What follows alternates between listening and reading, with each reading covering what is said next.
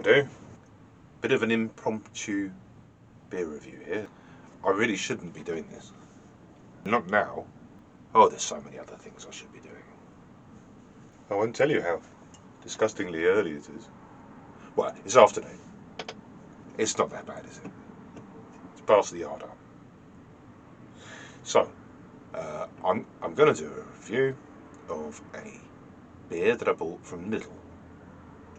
This is a Hatherwood Amber Ale. It could be more the product name rather than a description of the product. We shall see. But it says that it's malty and rich and refreshingly smooth. And the alcoholic content by volume is 4.5%. And on the back it says that it contains barley under allergy advice. It says this amber ale has a combination of malts to give it a delicate, sweet caramel flavour, balanced out into a dry finish with roasted aromas. So from that, one can maybe assume that there's some sort of roasted malt in here. I can't remember if I've ever tried this before. They've changed the packaging since, if I have. Because to me that looks a bit like maybe sort of trying to imitate a speckled hen, maybe. You can't tell much by the can, of course, but I think I used it for shandy making. Is that the ultimate insult? No, I suppose pouring it away would be giving it to somebody you hate. But it might not be. It might be a completely different product, and really there's only one way to find out. So, without further ado, Amber, it doesn't really tell you what beer style it is. I mean, it could be a bitter, it could be a mild, it could be almost anything. No? See how it pours.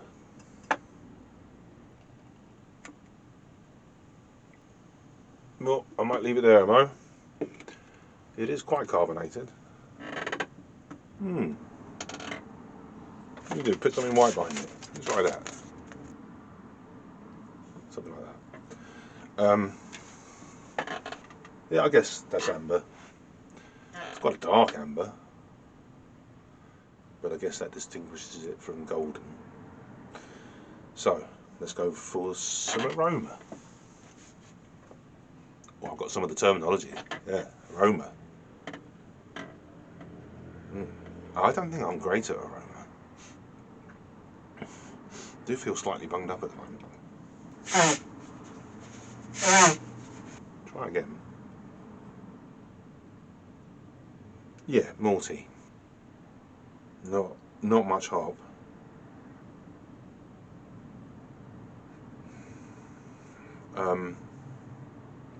Maybe faintly floral, but malty. Definitely rich malt. Let us find out.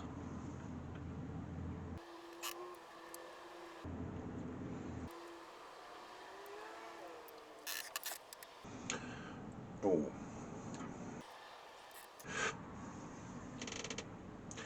That's not smooth in the way that a speckled hen is smooth. In fact, it's quite intensely bitter on the way out. The aftertaste.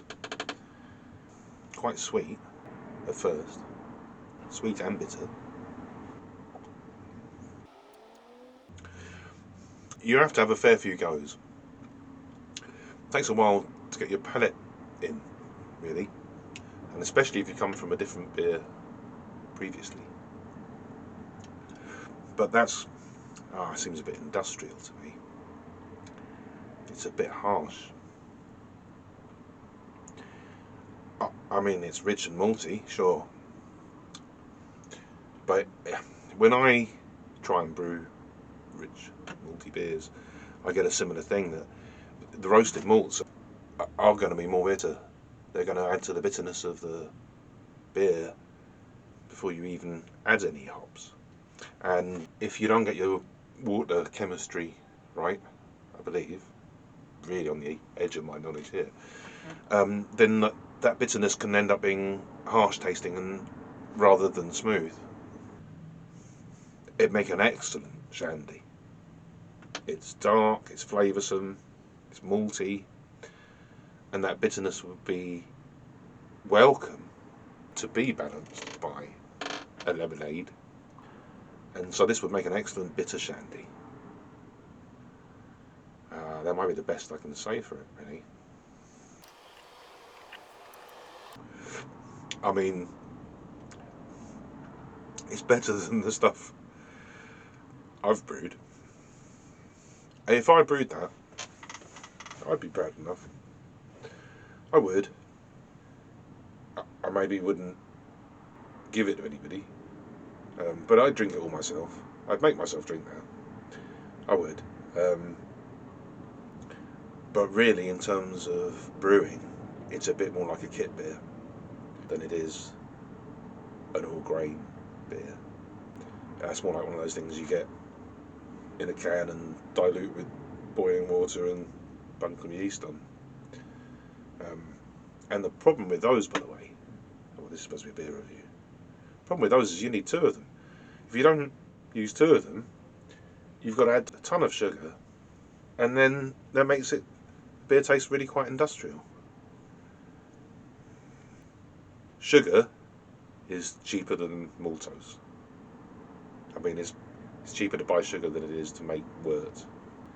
And if you've used quite strong malts in the wort you do produce, you could make up the deficit with sugar. I'm not saying that's what this is, but I know it's really not very nice. I'm not really enjoying it. It's going to be a struggle to get the rest of it down.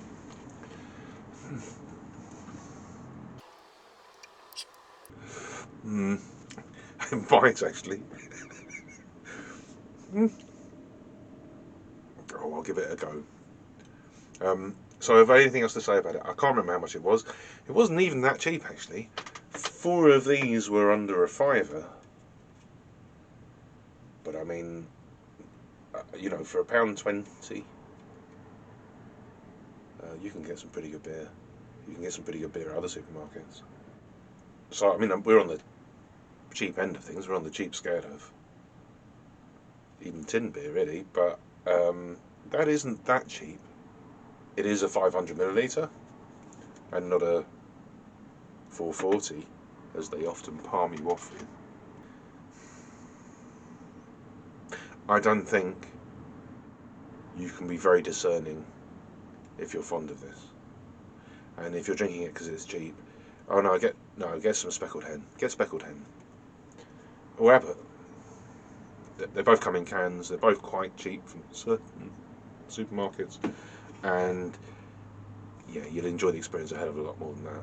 If you buy these, you're going to be drinking a lot of shandy. Sorry, Hatherwood. Oh, and incidentally, Hatherwood. I mean, it's another one of those. I don't think that's a real brewery. It's a supermarket name. Something brewed under license for some make-believe fairy tale brewery, exclusively for Lidl supermarket. I hope that's not libelous. I've heard a rumour that this could be Marston's, but after having drunk this, I'm not so sure. It could be, but if that's a speckled hen clone, it's not. It's really not very close. Okay, that's about it. That's all I can say, and the best I can say for Hatherwood Amber Ale from Lidl.